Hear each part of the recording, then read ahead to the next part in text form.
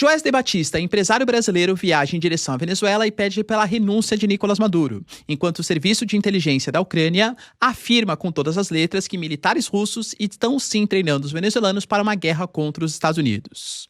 A gente tem também o Trump garantindo que a Ucrânia não tem cartas para conseguir negociar e que a partir de negociações entre Estados Unidos e Rússia, ele percebeu que o Putin está muito disposto à paz e que se a Ucrânia não aceitar negociar, vai perder ainda mais territórios. A situação da Ucrânia não é fácil.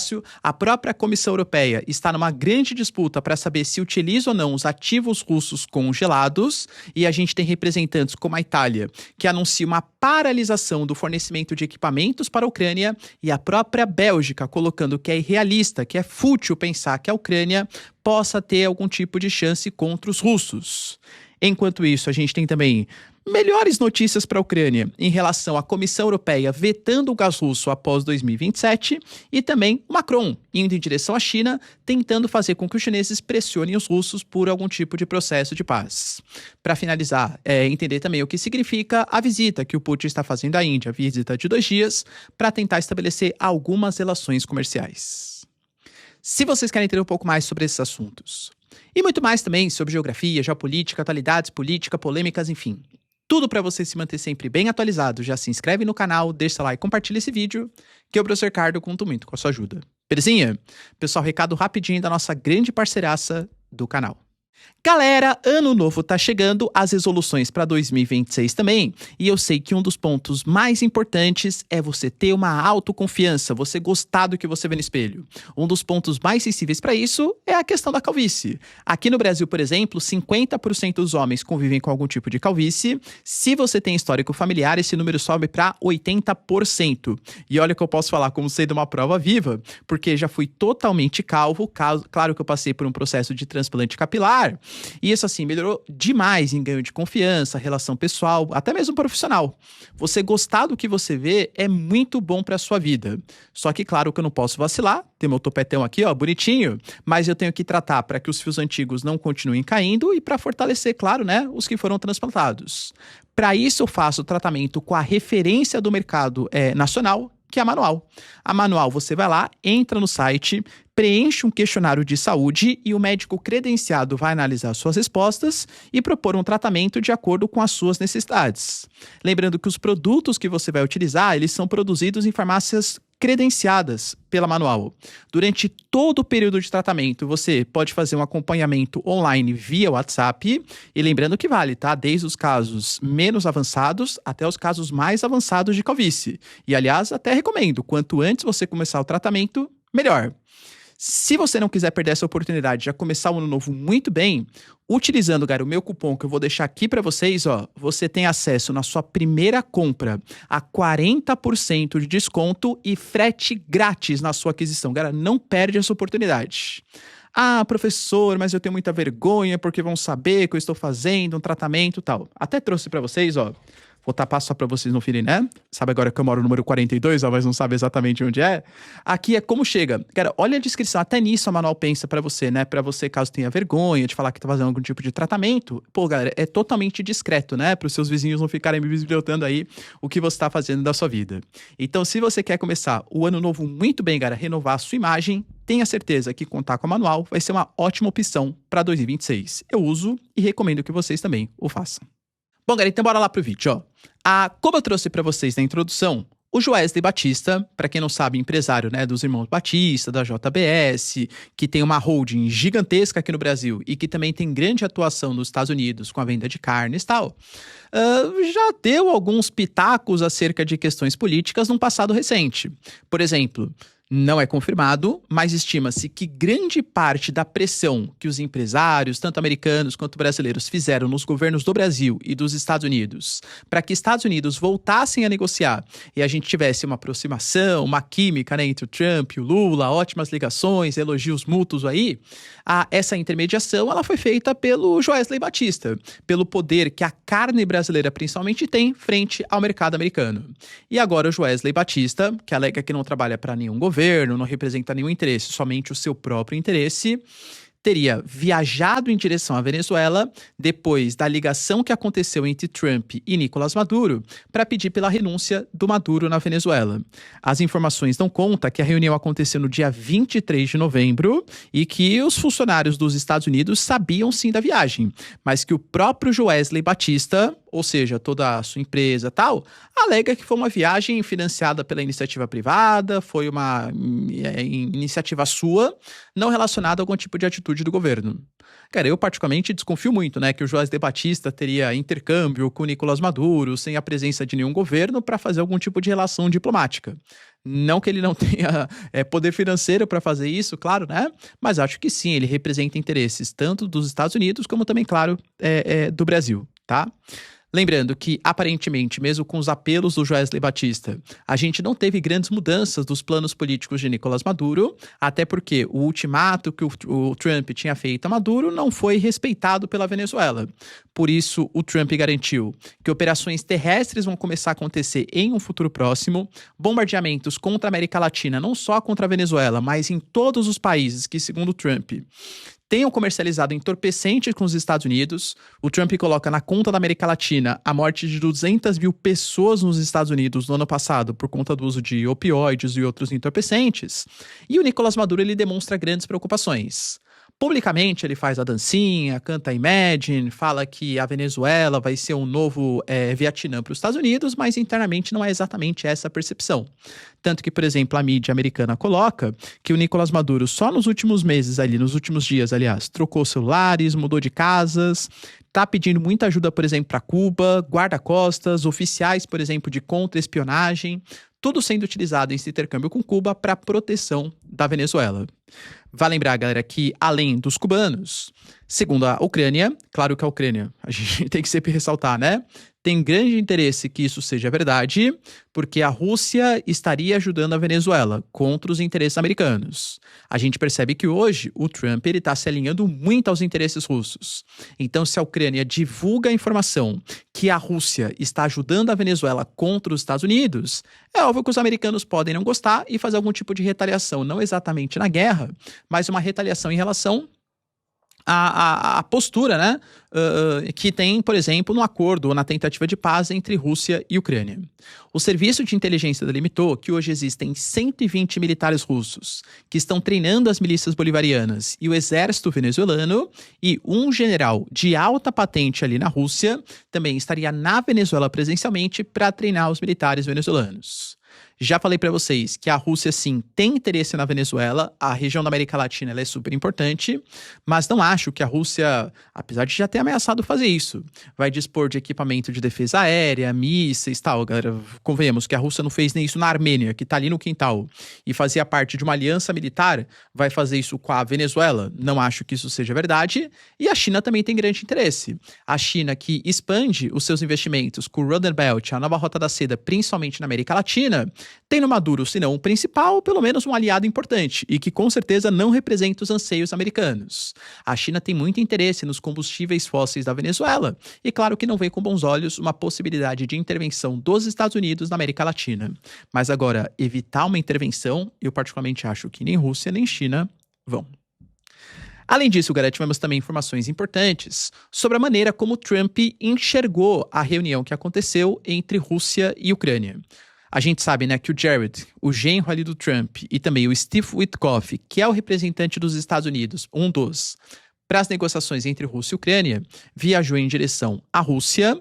O Putin falou, né, que ouviu as suas demandas, que até considerou algumas opções fornecidas pelos Estados Unidos, mas que não abandona muito os seus planos iniciais, os 28 pontos acordados ali pela paz. E a própria Rússia fala que isso foi antes da reunião entre Trump e Putin ali no Alasca, né? Mas enfim, a reunião aconteceu.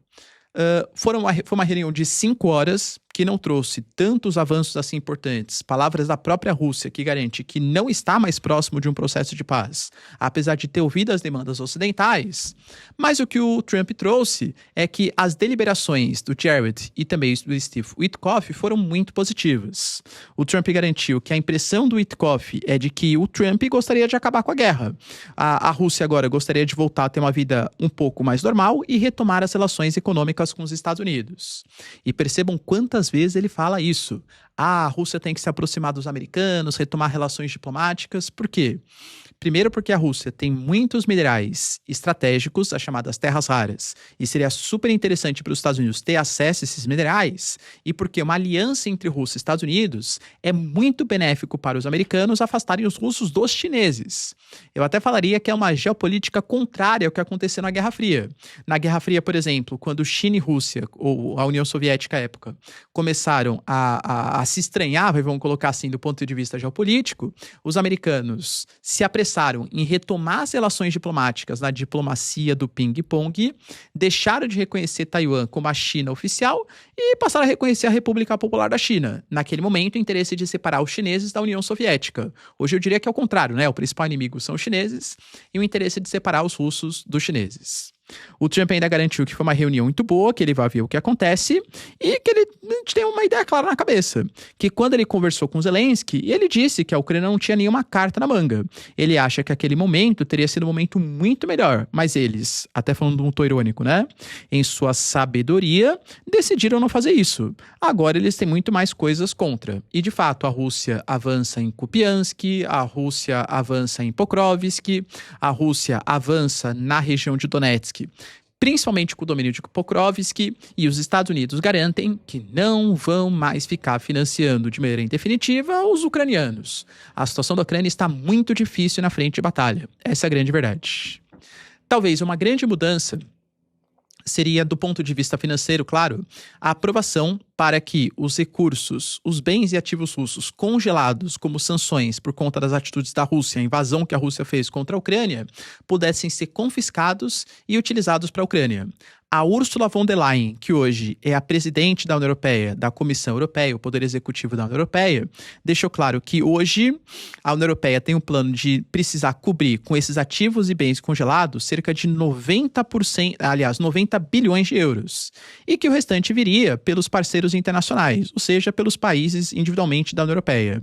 A pressão é a única linguagem a qual o Kremlin, a Rússia, responde, e precisamos levar os custos para a guerra para o Putin, porque senão ele nunca vai parar de avançar na Ucrânia. A grande questão é que até essa interpretação tem resistência. Por quê? A gente pega, por exemplo, os Estados Unidos, o próprio Marco Rubio falou sobre isso, não vê com bons olhos a utilização dos ativos congelados da Rússia para sustentar, porque isso poderia ferir os princípios do comércio internacional e a gente nem sabe se a Rússia vai ser de fato derrotada. Vamos imaginar, por exemplo, que tudo termina com um acordo e com esse acordo a Rússia vai precisar ter os seus ativos e bens congelados de volta, o fim das sanções contra a Rússia. Ah, a Europa utilizou, foi mal, já utilizei. Não pode. A Europa vai ter que devolver esses recursos pelos princípios internacionais. A própria Bélgica falou sobre isso, e não é qualquer um. O primeiro-ministro da Bélgica, Bruxelas, tem grande responsabilidade sobre esses ativos e bens congelados. Ele deixou claro, tá? Hoje, quem em sã consciência acha que a Rússia vai perder na Ucrânia? Isso é uma fábula, uma ilusão. A gente não pode contar com isso para utilizar os bens e ativos congelados. Eu diria que a Rússia já reclama dos juros dos bens e ativos russos congelados serem enviados para a Ucrânia. Porque hoje a gente estima, não tem um número concreto, mas próximo de 210 bilhões de euros. De juros sobre esses bens e ativos, dá mais ou menos ali entre 4 e 3 bilhões. Os juros é mandado para a Ucrânia.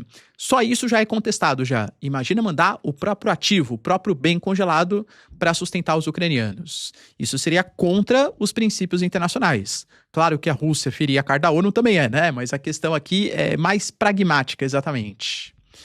Professor, e se eles utilizassem? Quais seriam as consequências? Possíveis punições no futuro? E a Bélgica fala que, se for aprovado, cada país que vai ter que se responsabilizar para pegar o orçamento do seu próprio país para financiar, para devolver esse dinheiro para a Rússia, a Bélgica não vai se responsabilizar sozinha.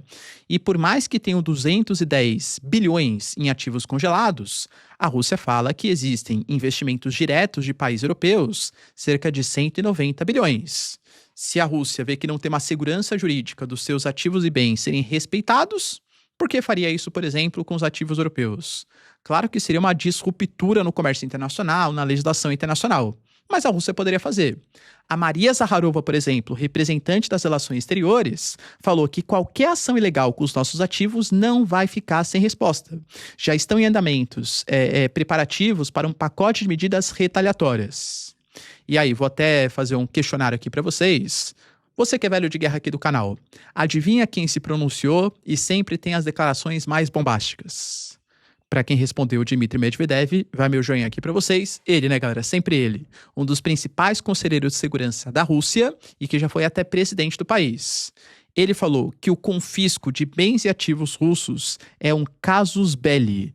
Para quem não sabe, casus belli seria um argumento, uma atitude que justificaria uma ação militar, uma guerra direta. Segundo ele, com todas as implicações correspondentes desse casus belli para Bruxelas, para a União Europeia e para os países da União Europeia individualmente. A devolução desses bens e ativos vai acontecer por vias judiciais ou por reparação paga por meio de pagamento em espécie dos inimigos derrotados. Na prática, o que ele quis dizer? Ou a União Europeia vai devolver isso pela via judicial, caso confisque, ou se não devolver, a gente vai considerar um casus belli. Ou seja, vai invadir os países europeus, vai dominar territórios e obrigar a Europa na marra a pagar esses recursos para os russos. Claro, né, galera? O Dmitry Medvedev é a ponta de lança ali, né? É o último cara, é o que faz as falas mais drásticas, mais terríveis ali, mas eu diria que é uma ameaça. Claro, não é o Putin falando, mas é um representante do governo russo falando em possibilidade de guerra, caso esses bens e ativos russos sejam utilizados. Tudo isso deve ser definido na próxima cúpula da União Europeia, que vai acontecer agora no dia 18 de dezembro, ou seja, daqui umas 2 semaninhas mais ou menos, né? E se de fato for aprovado, eu diria que é mais um passo em direção a um conflito maior entre europeus e russos. Vale lembrar, galera, que também a Itália, da Giorgia Meloni, que tem uma postura, convenhamos, bastante nacionalista, também já está mudando um pouco o seu paradigma. Saiu, por exemplo, do programa PURL, que é um programa, uma iniciativa dos Estados Unidos da OTAN, para acelerar o fornecimento de armas à Ucrânia. O Antônio Tajani, por exemplo, que é o representante das relações exteriores, falou que isso acontece porque a Itália percebe que está avançando o processo da diplomacia e que, como as negociações estão em andamento, não faz sentido ficar financiando a Ucrânia para continuar a guerra. Concorda que é uma postura muito parecida com a postura dos americanos? E que talvez esteja começando a contaminar também o pensamento de alguns países europeus. Claro que a gente também tem medidas opostas. Por exemplo, a Comissão Europeia está em vias de aprovar um pacote ali que até 2027 vai evitar ou proibir a compra de combustíveis fósseis da Rússia. Lembrando que isso é uma culpa da própria Europa e talvez a Angela Merkel seja a grande representante disso, a Alemanha seja a grande representante disso. Principalmente pós-década de 90, a Europa voltou a negociar com mais intensidade com os russos. Depois que acontece, principalmente nos anos 2010, o acidente em Fukushima, no Japão, os partidos verdes começam a pressionar para que França, Alemanha, Itália reduzam as suas usinas nucleares e dependam de gás natural. Que, lembrando, não é uma fonte limpa, hein? É o combustível fóssil, e que coloca o país ou o continente, né, a União Europeia, na mão dos russos. Então, na minha visão, é ruim do ponto de vista ambiental e é ruim do ponto de vista econômico e geopolítico. Mas foi a atitude que os europeus tomaram e agora, aparentemente, há planos para evitar que a Rússia tenha tanto assim a Europa do ponto de vista energético nas mãos. Enquanto isso, Emmanuel Macron viaja em direção à China para discutir algumas questões das negociações também entre a União Europeia e China. A gente sabe, por exemplo, que a União Europeia demonstra grandes preocupações de estar muito na mão dos chineses. Hoje, o déficit comercial entre China e União Europeia está na casa de 400 bilhões de euros. O Macron ele fala que a União Europeia quer negociações um pouco mais justas, uma balança comercial mais equilibrada. Um dos pontos que pega muito é porque a Europa, seja com os carros franceses, Citroën, Peugeot, Renault, seja com os carros alemães, com a Volkswagen, com a Audi, BMW, com a marca italiana, né? Enfim, tem uma indústria automotiva muito forte. Só que hoje os carros chineses estão dominando, inclusive, o mercado europeu, o que vem preocupando as montadoras. A gente tem, por exemplo, a Volkswagen com dificuldades e tal. A Europa vem tentando tomar medidas mais protecionistas, principalmente contra carros eletrificados que venham da China. Vai ser discutido também os pontos para tentar estabelecer alguma normatização, regras, para proteger um pouco o mercado europeu dos automóveis chineses que são mais baratos, mais competitivos, e também a questão ucraniana. O próprio Macron falou que a China, com a grande capacidade econômica e com a grande pressão que consegue exercer sobre Moscou, pode ser um peso importante na balança para que a Rússia aceite condições menos desfavoráveis para a Ucrânia. Se vai conseguir negociar ou não, galera, são outros 500, né? Vamos aguardar as cenas dos próximos capítulos. E para finalizar, Putin tem uma viagem agora, né? Chegou faz pouco tempinho, né? Não sei enquanto vocês estão vendo esse vídeo, claro. Mas chegou na Índia para negociar com Narendra Modi, primeiro-ministro indiano, em meio a algumas dificuldades. A gente sabe que o Trump está fazendo uma grande pressão contra a Índia para que a Índia não compre mais combustíveis dos russos, e não porque não gosta dos russos, mas porque quer exportar o GNL do próprio Estados Unidos, cara. Não tenho a visão inocente não, tá? E a Índia, aparentemente, estaria reduzindo as importações. O Putin sabe que o comércio com a Índia é super importante e vai tentar fazer parcerias estratégicas, tanto do ponto de vista militar. Durante muito tempo, durante toda a Guerra Fria, na nova ordem mundial também, a gente tem a Índia tendo uma relação militar muito próxima com os russos, de compra de equipamentos. Depois da guerra Rússia e Ucrânia, aumentou também a compra de combustíveis fósseis, já que os combustíveis russos estavam em promoção. Agora, com a possibilidade de sanções, o Narendra Modi está se afastando um pouco dos russos. Essa reunião tende a reaproximar os dois países, mas com o próprio Narendra Modi garantindo que, diferentemente dos chineses, não citou o nome da China, claro, né? Mas diferente do que a mídia coloca sobre os chineses, não fará vendas de material de uso duplo. Como assim? Se você pergunta para a China fala que não está incentivando a guerra entre Rússia e Ucrânia, porque só vende bens não militares. Só que quando você vende, a União Europeia falando, né? Quando você vende bens ali, insumos tal, que podem ser utilizados para finalidade civil ou para finalidade bélica, você também está incentivando a guerra. A Índia fala que vai tomar cuidado para impedir que os seus produtos virem equipamentos militares. Quando a reunião tiver um pouco mais de informação, prometo que eu trago para vocês, muito possivelmente no vídeo de amanhã. Belezinha, galera? Tamo junto. Se vocês curtiram o vídeo, então, já deixa seu like, se inscreve no canal. Tamo junto, beijos, abraços e tchau, tchau.